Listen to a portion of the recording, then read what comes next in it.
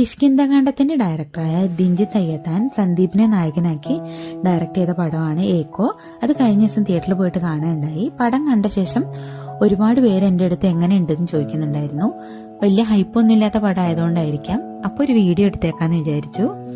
ഞാൻ ഈ അടുത്ത് കണ്ടതിൽ വെച്ചിട്ട് തുടക്കം മുതൽ അവസാനം വരെ നമ്മളെ തിയേറ്ററിൽ പിടിച്ചിരുത്താൻ പറ്റുന്ന ഒരു സിനിമയാണിത്. ഒരു തുള്ളി പോലും ലാഗ് അടിപ്പിക്കാതെ തീരെ ബോറടിക്കാതെ നമുക്ക് ഈ സിനിമ കണ്ടു തീർക്കാൻ സാധിക്കും. ഇതിലെ വിഷ്വൽസ്, പ്രത്യേകിച്ചും നാച്ചുറൽ ഷോട്ടുകള്, കാടിന്റെ, മലകളുടെ, മൃഗങ്ങളുടെ ഒക്കെ ഔട്ട്സ്റ്റാൻഡിംഗ് ആണ്. സൗണ്ട് ഡിസൈന് ഈ വിഷ്വൽസിന് മറ്റൊരു ഡയമെൻഷൻ കൊടുക്കുന്നുണ്ട്. ഇതില് നായകളുടെ ഒക്കെ പെർഫോമൻസ് വേറെ ലെവൽ തന്നെയാണ്. പിന്നെ സന്ദീപിന്റെ അസാധ്യ അഭിനയം തന്നെയാണ് പടത്തിലുള്ളത്. വിനീത്, നരേൻ, അശോകൻ, ബിനു പപ്പൻ, മ്ലാത്തിച്ചേടത്തിയായിട്ട് അഭിനയിച്ചിട്ടുള്ള ആക്ട്രസ് എല്ലാരും മത്സരിച്ച് തന്നെ സിനിമയിൽ അഭിനയിച്ചിട്ടുണ്ട്. ധൈര്യമായിട്ട് തന്നെ ടിക്കറ്റ് എടുക്കാം. എന്തായാലും പൈസ നഷ്ടാവില്ല. പോകുമ്പോ 4K തിയേറ്ററിൽ ടിക്കറ്റ് എടുക്കുന്നതായിരിക്കും ബെറ്റർ ഓപ്ഷൻ എന്നാണ് തോന്നുന്നത്.